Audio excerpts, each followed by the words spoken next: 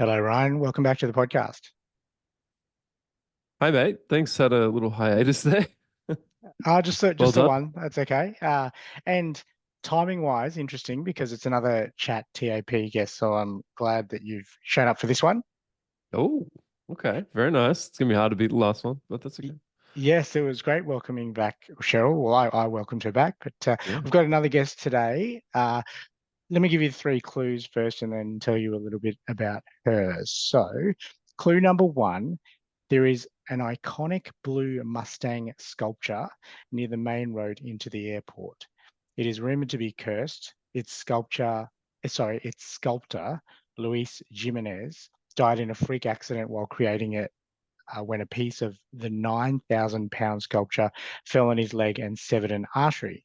The stallion is now known as the Devil Horse and Lucifer. What the hell? Did you just make this up? This No, cannot this be is this real. is for real. And I was contemplating whether to include this clue because I thought if you have been to this airport, then you probably have seen the sculpture. I'm assuming it's massive. It sounds like yeah. I'm gonna guess like San Diego. No. Okay. After a city, so clue number two, the first permanent structure in this city was not a hospital, bank, or house. It was a saloon. A saloon.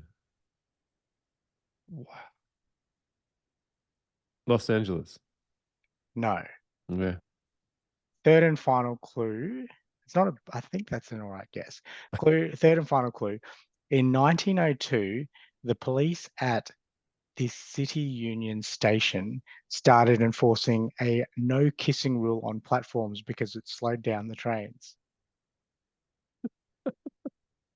I would be amazed if anyone could get this. The sculpture is the only The thing that would sculpture's the thing, tip it yeah. If you've off. if you've been there, then I And feel like you've seen the sculpture. And Jimenez, like the sculptor, like suggests to me that it's like bordering Mexico, like a Latin influence. Um, yeah. All right. Let me go. Damn. I had this idea. I'm gonna go back to it. Las Vegas. No. Okay, that's why Las Vegas. Is that you want to talk about that No, now? I just had this feeling that there's gonna be a blue Mustang on the way in, and then we had some sort of like, westerny clues and Oh, yeah, I can see why you made that yeah. connection. No, we're actually purposely obscure clues because we've been to this city a few times. We're back in Denver, Colorado Ah, that today. was going to be my guess, Denver.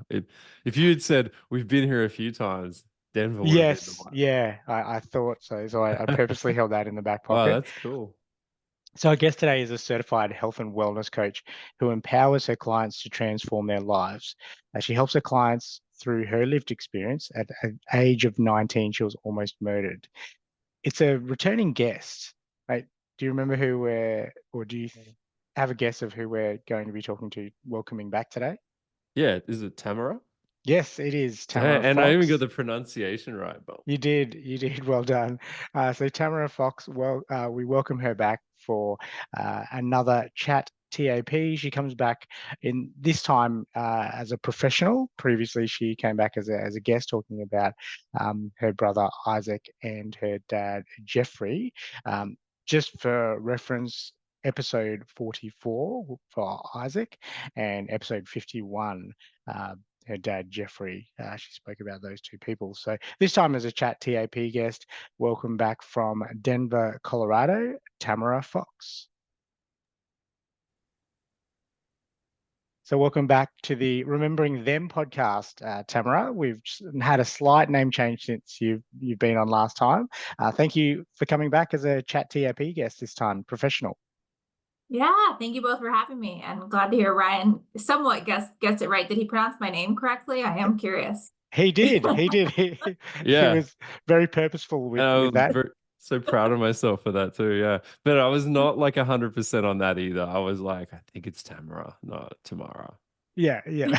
So for our listeners, we when I sent out the calendar invite, I changed Tamara's name so we could still continue on with our guessing game. So Ryan didn't get the city, as you'll hear back, Tamara, but he guessed you as a returning guest once I gave him a couple of clues around what you do for a living and how you help your clients, and then I think he just connected the Denver and returning guest together. You have to tell Tamara what those clues were, because she probably doesn't know. Oh, she might know the first one about Denver. One of the ones was about the blue Mustang near the main road to the airport. Yeah, it's haunted. It's haunted. Yeah, well, there you go. It's not the artist. Yeah, right. So you do know. Red eyes. It's really we could probably do a whole podcast episode on the Denver airport. There's a lot of I'll do it today. There's gargoyle statues all over the Denver airport. There's a whole bunch of interesting stories about Denver International Airport. Wow. So it's also one of my least favorite airports, and I travel quite a bit, at least domestically. It's awful. They're remodeling it, so maybe in a year from now it'll be better.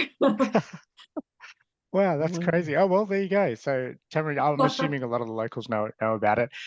So Tamara, we were reminiscing before about the couple of people that you spoke about personally the last couple of times on the episode. Your brother Isaac, and the tragic event where he was hit by a car. And then in episode 51, we spoke about your dad, Jeffrey. I think Ryan took a bit of a guess with that one, the reasoning around him passing away, and he's somewhat accurate. Ryan, you were saying the drug addiction, but I think eventually he was diagnosed with leukemia in the end. Mm-hmm. That is correct. Yeah, he died. He passed from cancer in 2020. Yeah. So really interesting. I think those very different losses, which is why we had you back a second time to talk about your dad, because it was quite a different relationship, obviously a different situation with him passing as well. In your professional world now, how are those experiences helped you? Shaped the work I do? Yeah, that's probably a better way to term it, in terms of shaped rather than helped. How has it shaped what you do today? Yeah, maybe I should level set and just give, in the event they've not listened to the past two episodes, I should level set and even speak to what I do. Yeah. So I am a national board certified health and wellness coach, and I'm a consultant. I also publicly speak and facilitate on topics of trauma and grief. I bundle grief into trauma because it is a trauma on the body. It's something we experience both physically, emotionally, spiritually, in all sorts of shapes and sizes. So I work one-on-one with coach in that health and wellness coaching space. And that is, the emotional, spiritual, physical, mental, whatever realm. And oftentimes topics like grief and trauma come up.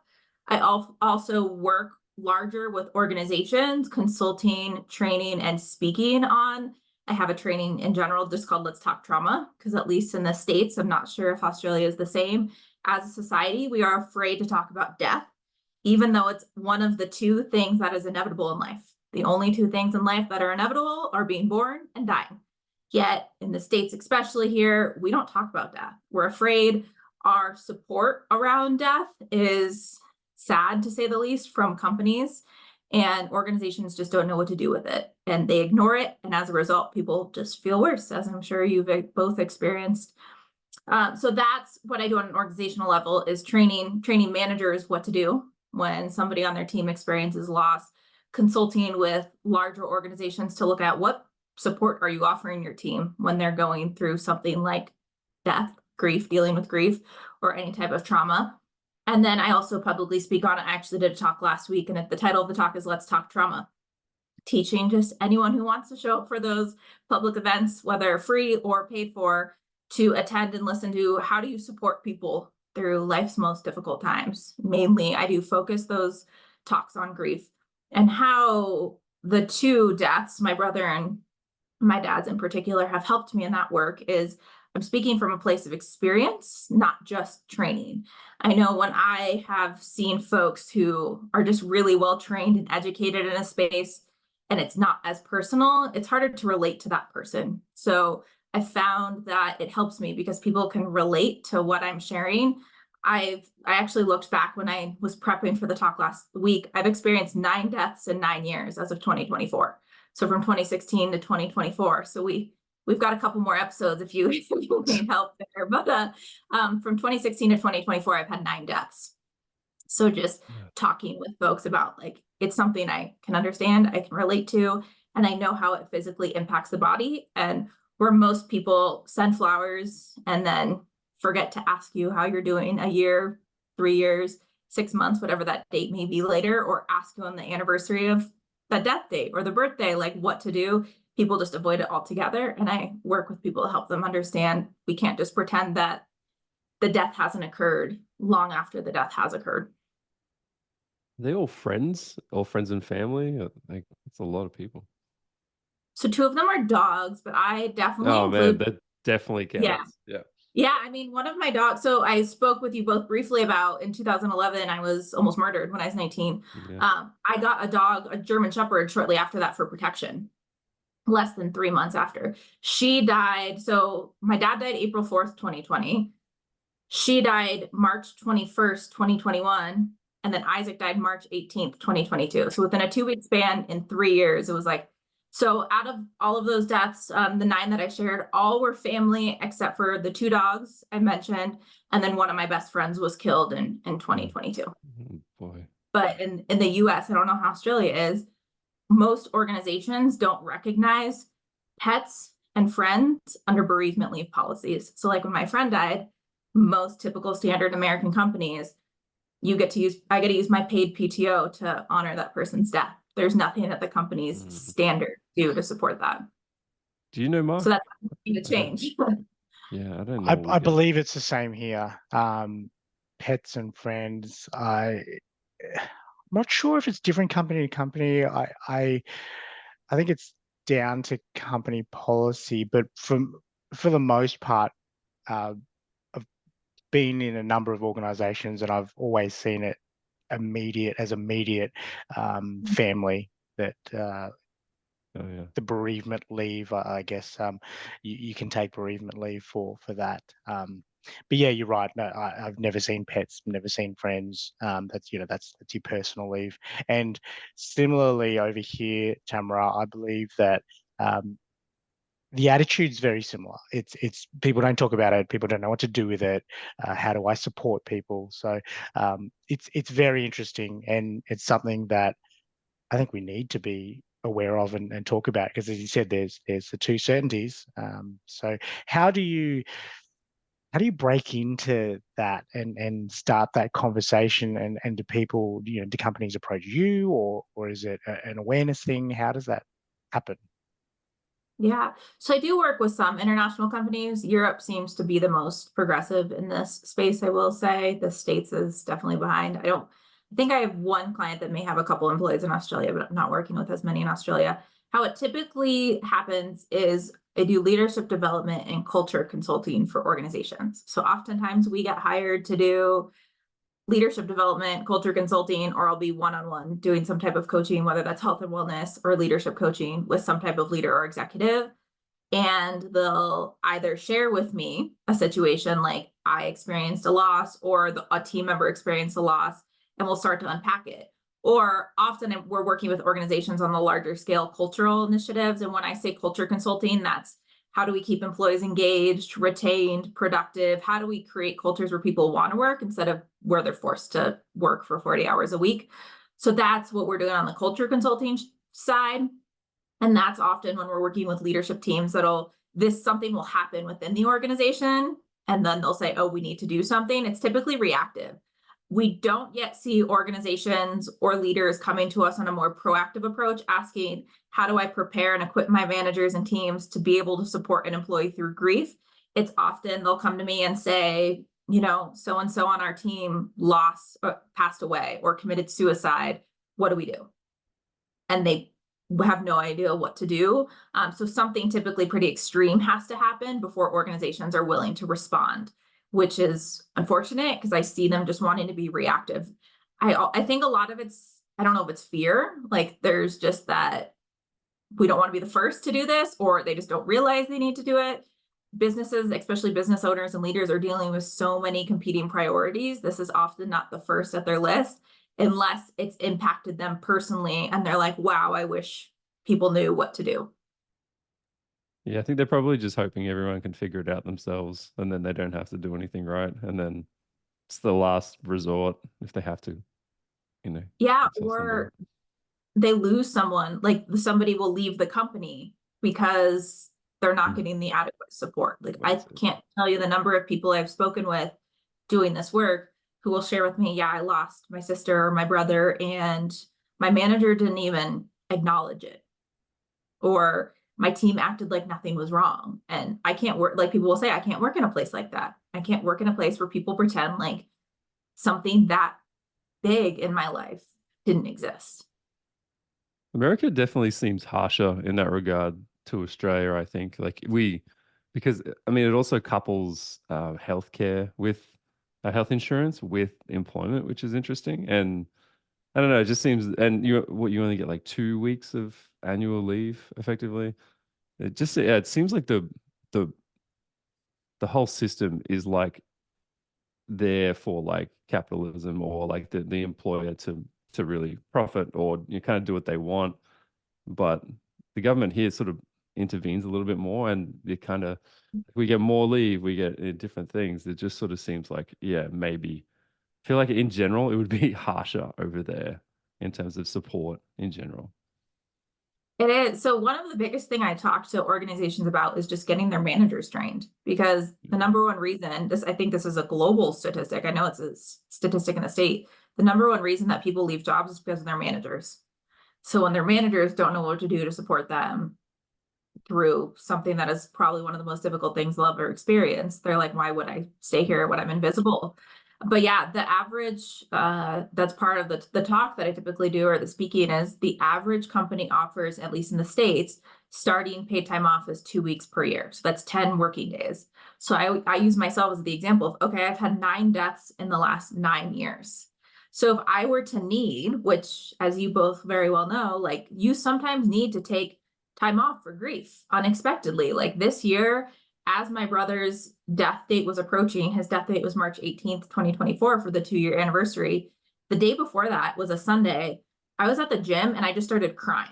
Like I was perfectly fine. All of a sudden I started crying. Like that's not a place that you typically like break down in tears in the middle of your workout. But I had to like get up and leave because my body and mind had remembered that, or my body, at least my mind hadn't yet remembered that almost 2 years ago to the day, my brother was killed. And so it's like that book, The Body Keeps the Score. My body was still holding on to that trauma. Now, if that would have been a Monday or a Tuesday or any other business day, I would have needed that day off. So what I explain to employers and organizations is, listen, if you only offer your employees 10 days of PTO, and bereavement leave is typically 3 to 5 days, at least in the States, immediately after the death, that's it. Then what are they supposed to do when that experience like I experienced, or the death date is approaching for anyone? What are they supposed to do to take that time off? Like I only needed a couple hours or the afternoon to collect myself. But if I needed 9 days for bereavement leave, that would be my PTO. So under a standard American PTO policy, I'd have 1 day to take vacation if I needed to use those other 9 days for death needs or grief needs. Yeah, I was reflecting on my experience when Dad passed away, and I was interstate right at the time with another firm, and it's not the reason I left, but we came back to be closer to our friends, Ryan, and family, all the rest of it. But it certainly didn't paint them in a good light. I just remember there was one person, I guess you'd call them a line manager, someone above me that, said, yeah, hope you're okay. Let us know if you need anything. Classic line. But then that was it. And I feel like that let us know if you need anything is really just a throwaway. And, you say it and then you just hope they don't come back and, and request any assistance because we don't know what to do. And I feel like that would be common in most businesses. Definitely over here, I'm assuming in the States too, that people just don't know how to support. Is that something that you see as a common theme? Yeah, it's we're never taught in school what to do. with this, regardless of how, I mean, unless you're a trained clinical psychologist, we're not taught how to support people through the one thing that they're going to experience in life. So it's just an odd like mystery to me. And I think because the volume of death I've experienced, I've learned and then trained and done research on what to actually do.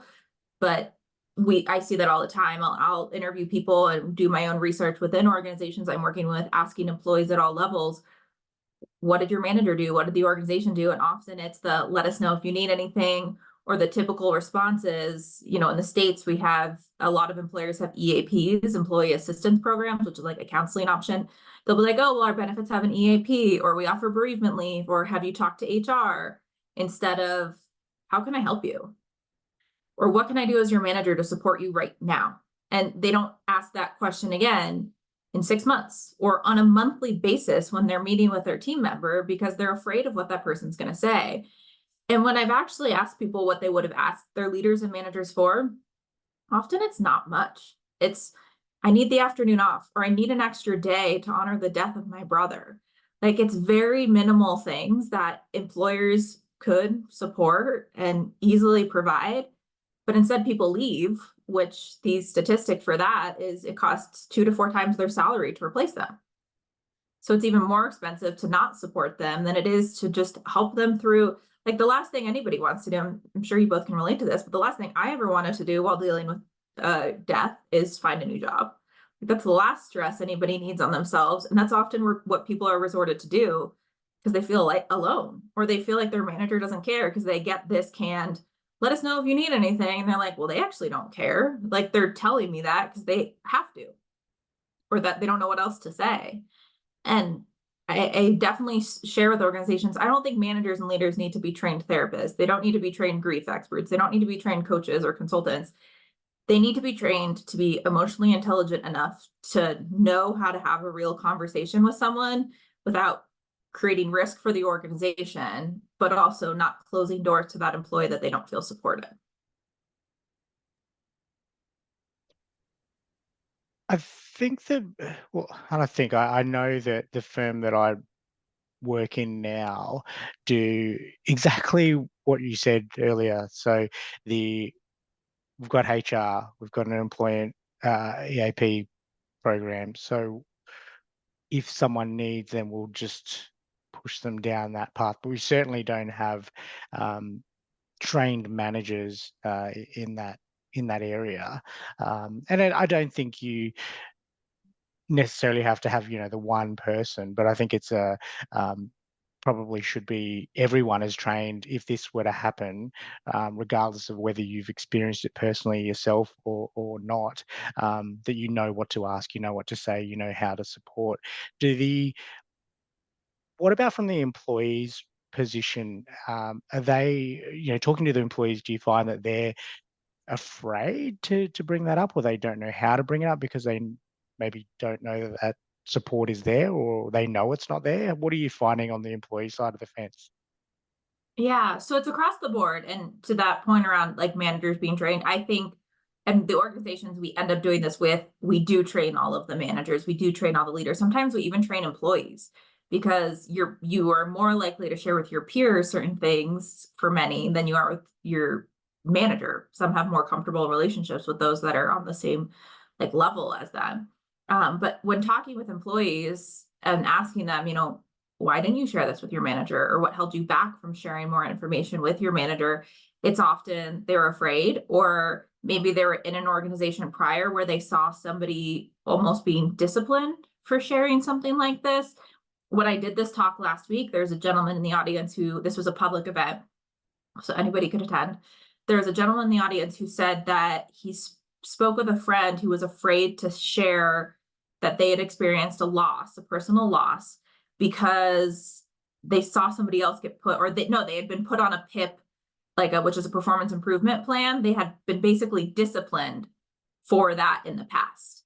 So all of a sudden, because of course everyone's performance is going to take a slight dip when your world shatters. If it didn't, you would be a robot. You would just not, that's AI for you to not change your performance regardless of what's going on in your personal life. So a lot are afraid of, one, what their manager will say, fear of repercussion, like they'll come back and be penalized for not being able to perform as well, or their manager not being able, they're like, I'm afraid I won't get promoted now, or I won't get that pay raise that I've been up for. Like it's all swirling around fear is kind of the main theme that I see throughout employees. And again, it all comes back to the way the manager is going to react, not respond, and the way the company is not going to support them. So it's this theme of unsupport by the company and poor reactions by the manager, which to me is lack of training, lack of education, lack of awareness at like a leadership level, executive level, where they can make change. In those cases, how do you sort of portray that to the organization? Are you just brutal about it and just, look, this manager's non-approachable? That's your staff are scared of them and whatnot. So it depends. We typically get data because executives, especially like CFOs, want to see the numbers. So we'll dig into different data metrics. I've had some interesting conversations with executives. I work with a lot of law firms, so managing partners that either love me or hate me sometimes, of like telling them the reality of, because I'll hear all the time, like, well, nobody did this for us. Like I lost so-and-so 10 years ago or 20 years ago and nobody cared. And I'm like, well, do you want to do what's right or what's hard? It's just short-sighted response, isn't it? Like, yeah. And our society has evolved in the last 20 years. Like we're no longer a society, at least, in the States, I'm sure Australia is very similar, in Europe, like across the globe, we have evolved to a place where emotional intelligence matters more. Like people actually talk about it, they care about it. There's less of that separation of, when I'm at work, I'm this perfect person that's only at work. Like you have to bring your whole self to work, and we have remote work. Like it's just a different world that we live in. So I've definitely had to have some pretty brutal conversations with leaders and managers about, listen, here's what the data is telling us. You're losing 60% of your team, or it's costing you X dollars in turnover because you don't have managers equipped to support employees. And it's not just this, like the stuff we train on, especially, and I speak to with like the grief and trauma, this can be used in a broader sense. Like this is just learning to listen to people and ask them questions and empathize with them. Like not sympathy, like I feel sorry for you, which is typically what organizations do. The like, I feel sorry for you, I'm going to put you in this weird box because I don't know what to do with you because your brother died. Versus empathy is like, I see you, I sit with you in this, like I'm here for you, like I care about you. It's not like you have to feel the pain with them, but it's like I'm honoring this pain with you in this journey, instead of I'm awkward and uncomfortable because you told me somebody died. It's funny, they probably hire you thinking like, oh, we need you to fix the problem that these people are having, when really the problem is actually them a lot of the time. Yeah. I'm not afraid to tell them that. I mean, Yeah. I tell leaders, like, you can pay us all you want to fix your problems, but your problems aren't going to go away until you recognize that the problems are from within. Starts Like, at the top. yeah, like, and no organization is going to change until the executives or any leader wants to make change. Like, it's very different when I'm working in a one-on-one coach setting, either health coaching or leadership coaching with a leader or manager, and they're asking for support with this, because then I'm helping, but that's just that one person. They could be on a team of 200 managers, and it's not going to stay consistent throughout the organization. So if their team members transfer departments or transfer teams, they've now lost that level of support they once had. And this goes too for, like, I talk about it, miscarriages. So many women, I can't tell you the number of friends I have that have been dealing with miscarriages in the last 5 years. Talk about like car accidents, like all of this kind of bundles under trauma, but grief is really the main one I focus on, since it is the only one we can unfortunately plan for or not plan for, depending on the situation. So apart from managers being trained to be almost better coaches, and I guess coaching people through whatever grief they're going through, whether it's an accident or it's planned, or they know it's coming, or whatever it might be, what have you seen that organizations are doing apart from training their managers to be better listeners and talking to their staff about grief. Is there anything other than that organizations are doing? Before we work with them, or I work with them, or after I work with them? Both. I'm assuming that before, not so much, but then, both before and after.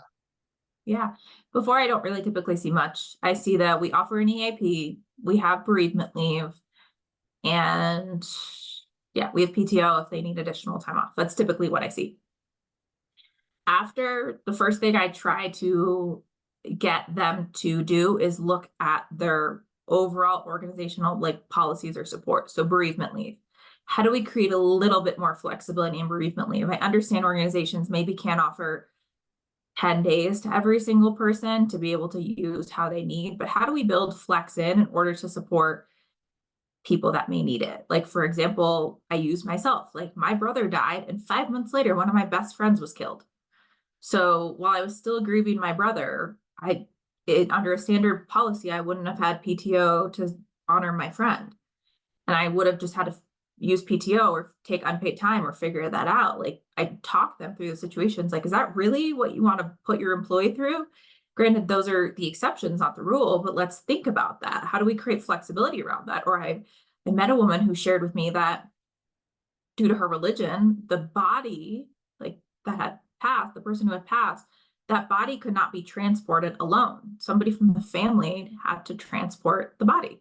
So she had to travel with the body and then attend the funeral, and only had 5 days of bereavement leave in order to do that. So the travel took however many days, and in some religions too, you have to sit and honor the death for like 7 days.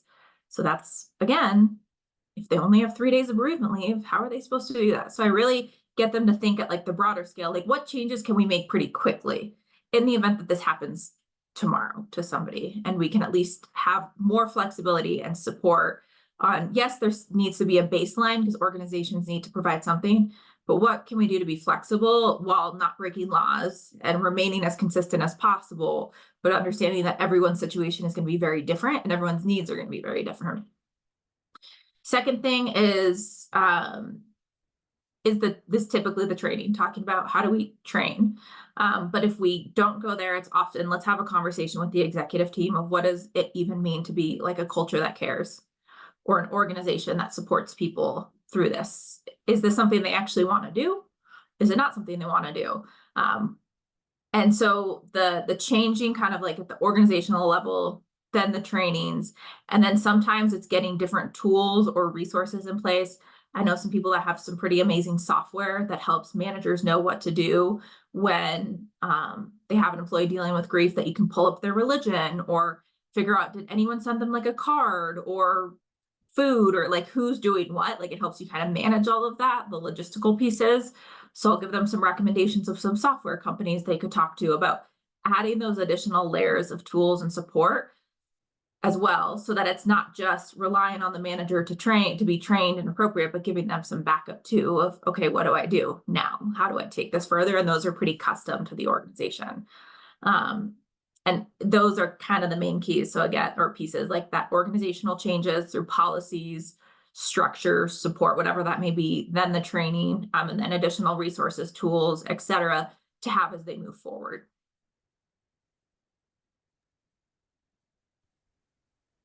I really like the food thing. So reflecting back to when we had our second child, and the organization I was working for sent us this amazing package, and we know you're not going to feel like cooking for the next couple of weeks, so here's food delivery place that cooks meals and whatever.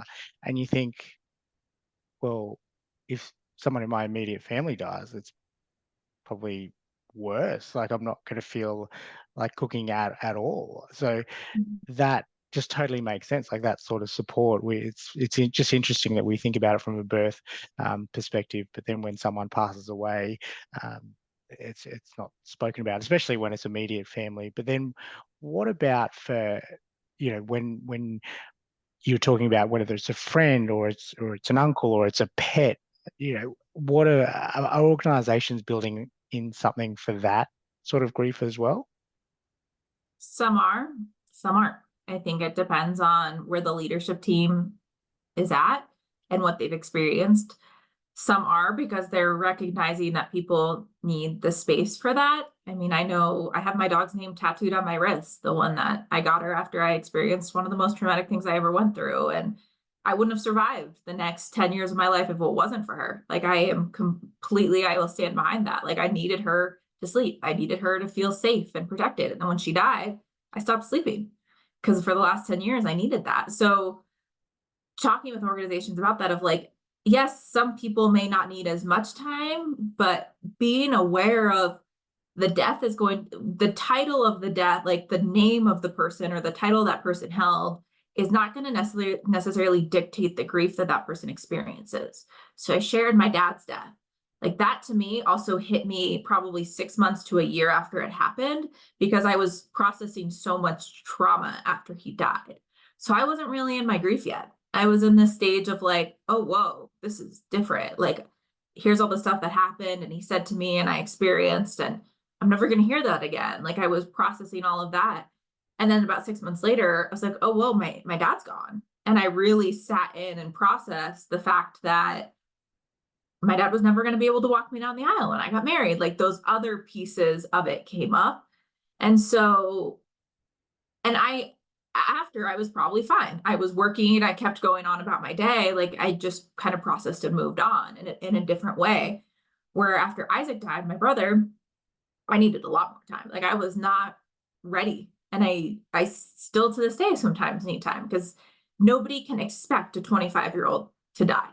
Like, that's just not something that happens. So, but then I meet people who's like, when my grandma died, she was like the first death I experienced in that span of 9 deaths. I also have her handwriting tattooed on me. That one was really hard for me. She was one of my best friends. I talked to her every day. So it's hard to really know, like, the title of the person, whether friend, uncle, pet, grandma, grandpa, spouse, sibling, whatever it may be. It's hard to know how that person's going to feel after, regardless, because the relationships are always different, regardless of what the titles are. And that's what I try to get organizations to think about, is like, one of my best friends being killed, when it happened, was much more difficult than my dad dying. And the organization, again, under their policies, wouldn't have supported that. She was 31. It's not, again, a normal thing we're supposed to experience in our 30s. So I get them to like sit with that and think of that. Like, do we really want to tell people, I'm sorry, there's nothing we can do to help you? Use your PTO. When that's supposed to be used for vacation, just to relax, even just to take a day off, to take an afternoon off. So that, just getting them to think through that, because that's the part that I think is a little dated in many ways, is we're so fixated on the relationship that society has defined, instead of allowing the person to say, this person was important to me, or this pet was important to me, and I'm not okay. And I need some time to process that. We don't give people space to say that. And I hear so many times organizations being like, well, we don't want to do it because then somebody's going to abuse it. And it's like, that's not necessarily the case though. Like, or organizations that tell me like, we're going to need proof of death. I'm like, do you know how awful that sounds? Like, if someone were to come to me and be like, we need a copy of your brother's death certificate in order to grant you bereavement leave, I'd be like, okay, well then here's my resignation. Like, that is ridiculous.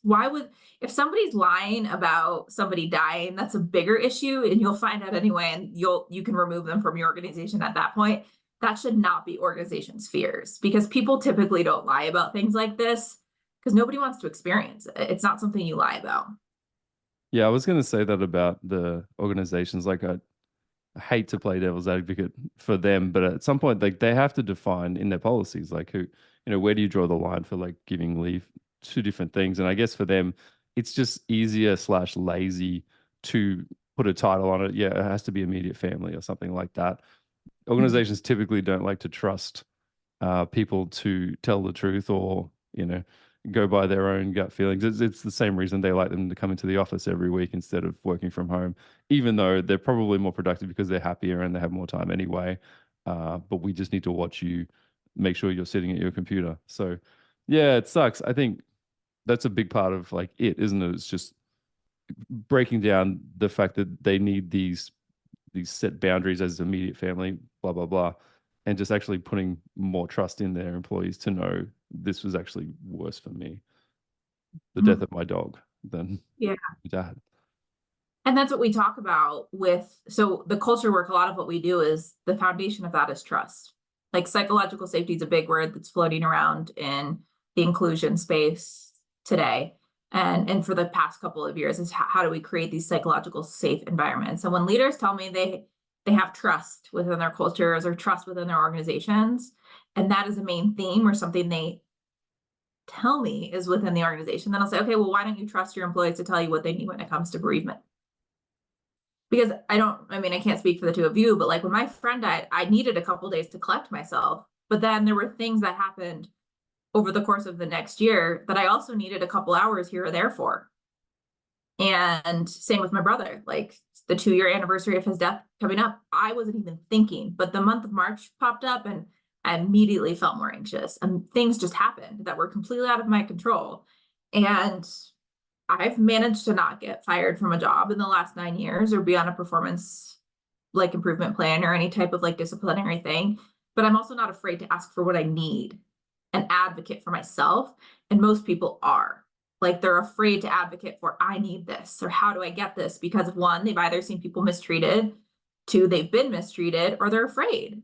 And it may be their first time. Like also think of this as a scenario where it's somebody's first time dealing with death. They are so lost and so confused about what is happening to them that they don't know what to say to their managers or leaders or those around them. So whereas me, like, I unfortunately say, like, I am a pro when it comes to dealing with grief because I've experienced it 9 times in the last 9 years. And I had more when I was a kid. So that doesn't include, before I was like in my 20s. So I know what to say. I'm not afraid to say, I need this. I'm not afraid, to advocate for myself and speak up, but most people are, especially the first time they experience something. So it doesn't have to be this hard. I think hopefully in the next 10, 15, 20 years, we'll see dramatic shifts in the way that not only we talk about this, organizations handle it, leaders are equipped to support it. That's what I'm hoping to do. But I also just think too, like the millennial generation, I know cares more about this. And once the millennial generation is in more leadership roles and executive roles, we will see more shift. Gen Z also cares about it. They're the next generation that will be holding those positions. So I believe it's a matter of time, but just like anything, change can be really, really slow, especially when it's a large scale change, like changing the way society and organizations support people through death. Yeah, the boomers are to blame for everything, I think, anyway. Well, when they blame millennials, it's funny because I do a lot of we do trainings on like generational differences. And when they blame millennials, our response to them is, you realize you raised the millennials, right? Yeah. When they get mad about millennials asking for stuff, I'm like, well, the boomer generation is the reason you raised us. Like you raised millennials, you taught us to be this way. So is it really our fault? And as my mom so interestingly joked when I shared that with her, she was like, yeah, we gave you guys trophies for participating. I'm like, exactly. And now you get mad at us when our feelings are hurt. So Tamara, to your point around the generational change, and hopefully we get better with people like yourself doing work with organizations, is there a business or an organization that you've come across at the moment that is setting the standard or doing it well? In some regards, yes. So I've met organizations and like, because I work in an organization that we offer flexible time off. Granted, we're exempt salaried employees, so it's a little bit different. We're not like an hourly workforce in a manufacturing plant, but we have flexible time off. So like I took a day off for my brother's death. So it didn't matter. Like I put it in my schedule, or I just told my manager, here's what I need. I also work with people who live and breathe in this space. So we're very understanding and supportive and empathetic when it comes to these regards. So we're a little bit unique in that sense. But I've worked with some other organizations that also offer that flexible or unlimited PTO, it's often called, that can provide that as well. It's just not 100% because some managers aren't as caring and gracious with it as others are. I've also met organizations where employees have told me they've been given like 2 weeks for a death or a month for a death. So I have seen some organizations doing it well. I think the thing that I have come across though with those organizations doing it well is it's not at a large scale. It's one or two people, one or two leaders, those who needed it were given it, those who asked for it were provided it, instead of overall there just being this culture of, again, trust, support, understanding, and enabling people to come back. And when I spoke last week at that event, I had a gentleman come up to me after, and he said he was a co-founder of a business, and he had, I think it was 2 or 3 other co-founders that he worked with. And he said, when we've gone too far, what do we do? He shared with me that 4 years ago, he lost his wife. And a year and a half ago, one of his co-founders lost his daughter. And he's like, so we swung the pendulum too far, and sometimes we don't get work done because we're constantly sitting around supporting one another. And it's like, that's a little bit different because you're all at the co-founder level. So that just needs to be like accountability, team dynamic stuff. But there is a way to not swing it too far. I say, no business needs to risk, meeting business goals and business objectives at the sacrifice of supporting the employees. But at the end of the day, no business will run without their employees. Like, AI has not taken over the world yet. So especially like professional services, work with a lot of law firms, a lot of financial services, a lot of tech companies. They still need their people in order to perform. They don't have machines creating widgets. So it's not I think it's 1 in 4 people experience a death or a grieving. So if you have an organization of 400, that's 100 people. So build it into budgets, prepare for it, plan for it, because it's going to happen. And there's ways to be prepared in a way that it's not causing like business demise. I never have gotten fired from a client or pissed off a client in the last 9 years. And I've had basically a death a year. So it is possible to still be productive team members and productive within organizations, not at the risk of the business. Final question for you, and we've unpacked a lot, and I think we could certainly talk for a few more hours and probably more than that with the work that you do in organizations. What is something that an organization, large or small, can do today, tomorrow, implement next week, some low-hanging fruit that they can implement to show that they have the support there for their employees? Yeah. Train their managers, because not every manager, especially in the very technical professions, we're not taught to be emotionally intelligent. I think I spoke about my dad, who was an actuary. He had the highest IQ of anyone I've ever met, but one of the lowest EQs of anyone I've ever met. So train their managers. If they can't do that, when people experience like something they can do tomorrow, if they can't invest any dollars to training or changing of programs and policies, when somebody experiences a death, be open to a conversation of what they need instead of what you can provide. And what I mean by that is somebody comes to you and says, my brother was killed in a car accident. Look back at them and say, how can I support you? What can I do as your leader to support you? What do you need from the organization to support you during this time? Don't just leave it at that. Check in on them monthly if you're their leader and manager. Ask them too.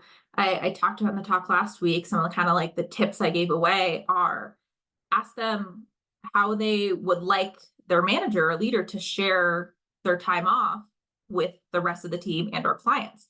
What I mean by that is some people don't want their team to know they're on bereavement leave, or they don't want their clients to know they're on bereavement leave. The third questions I teach folks is, what would you like me to tell your colleagues about your time away? Some people don't want their colleagues to know that they've lost someone, or are you okay with your colleagues contacting you while you're away? Some people are introverted and don't want their phones getting text messages while they're gone. Similar questions then once that person's back. Just understanding what I say to managers and leaders is ask a question and then stop talking. Because what so often happens is managers and leaders just want to give the answers and solutions instead of, what can I do to support you as your leader?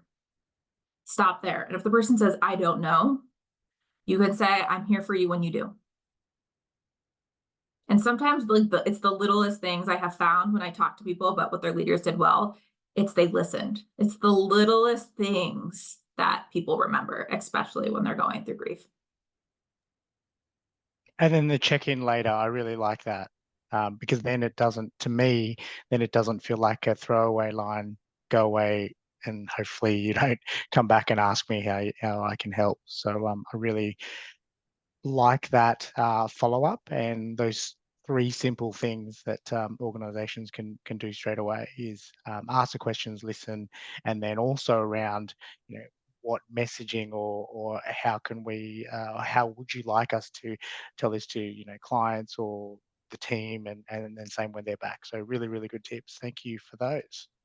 Yeah. And on the ongoing thing too, I encourage them to ask, how would you like me to talk about or not talk about this?